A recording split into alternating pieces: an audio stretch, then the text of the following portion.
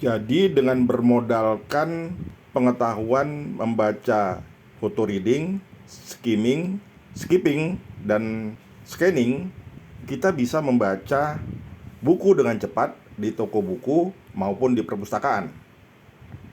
Itu sebabnya mengapa dalam penargetan peningkatan minat dan kecepatan membaca sampai dengan 1000%, bahkan kita garansi.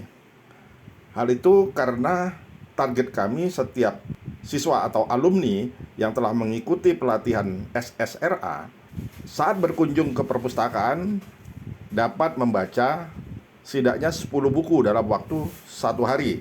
Pengertiannya mulai dari jam 10-an gitu ya, sampai dengan jam 3. Atau dalam 1 jam itu bisa 2 buku, tebal rata-rata sekitar 200 halaman.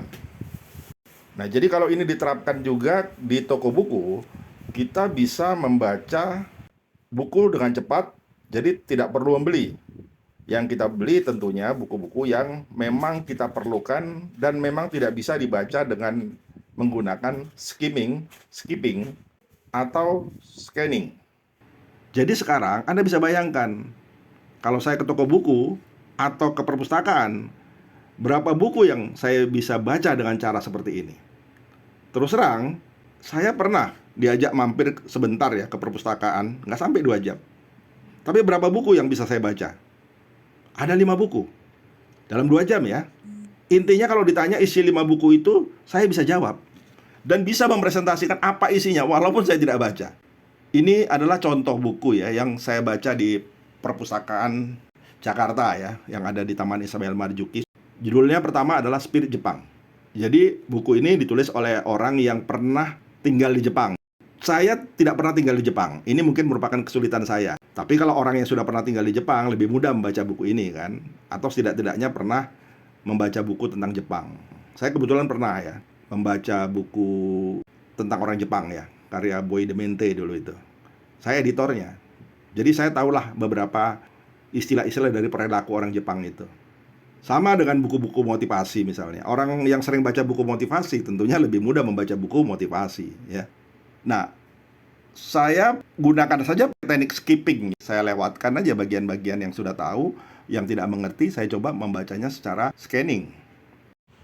Nah, perhatikan tulisan yang berwarna kuning. Tulisan yang berwarna kuning itu yang kira-kira saya sudah tahu. Bahkan mungkin pun Anda tidak pernah ke Jepang dan tidak pernah membaca buku Jepang, Anda tahulah maksudnya kerja keras ya. Hanya saja mungkin Anda belum bisa menguraikannya dan belum pernah ada contoh-contohnya kan. Jadi Anda perlu paling baca sekilas nantinya. Nah, disiplin misalnya. Pasti udah tahu lah Anda ada gambaran tentang itu kan. Tinggal baca sekilas aja nanti kan.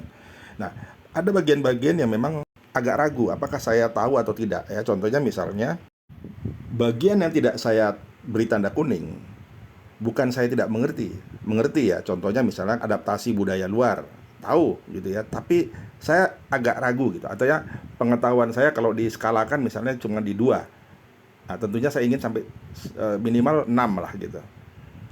Nah, kemudian seperti Bushido saya pernah dengar, tapi apa itu saya harus baca dulu sebentar. Kemudian Kaizen juga nggak asing di telinga saya. Tapi apa itu persisnya? Ya saya harus baca. Nah, itu kira-kira bagaimana saya membaca buku ini secara cepat. Nah, tentunya yang penting bagi saya adalah bagaimana saya bisa memotret daftar isinya. Tujuannya adalah untuk mengingatkan pikiran sadar saya. Seandainya saya suruh berbicara dengan modal dari daftar isi ini tentang apa isi buku itu, saya sudah bisa. Nah, ini buku kedua tentang live hypnosis. Ini juga saya baca dengan teknik skipping, scanning. Ya. Hanya perlu waktu kurang dari 10 menit. Yang saya tandai dengan warna kuning adalah bagian-bagian yang menurut saya sudah tahu.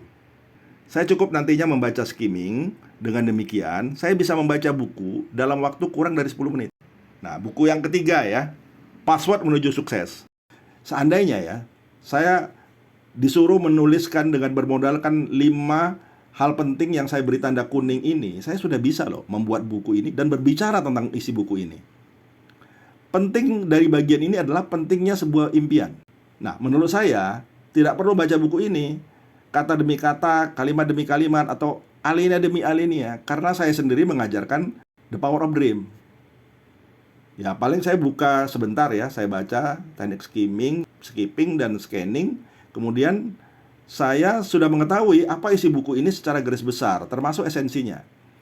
Yang membedakannya adalah cara mengurai ide saja atau kerangka pikiran saya dengan si penulis. Begitupun mindset kedua, ketiga, keempat, dan kelima yang ada dalam buku ini. Saya sudah paham. Jadi tidak perlu sampai 1 jam atau setengah jam, atau mungkin bahkan 10 menit saya untuk membaca buku ini. Saya foto saja daftar isinya. Nah, coba mari kita latihan ya. Sekarang ini ada 5 langkah atau 5 bab. Dari kelima bab itu, langkah keberapa yang Anda bisa baca dengan teknik skipping, dan langkah berapa yang Anda tidak perlu melakukan skipping. Skipping itu baca lompat ya.